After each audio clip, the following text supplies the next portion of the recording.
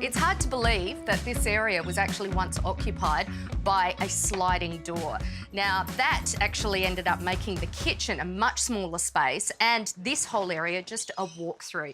So what the owners have done is put in these fantastic servery bench. Now, in doing this, it's really, really clever because now they've been able to extend their kitchen renovation right across, so there is a whole lot more bench space here, as well as more storage.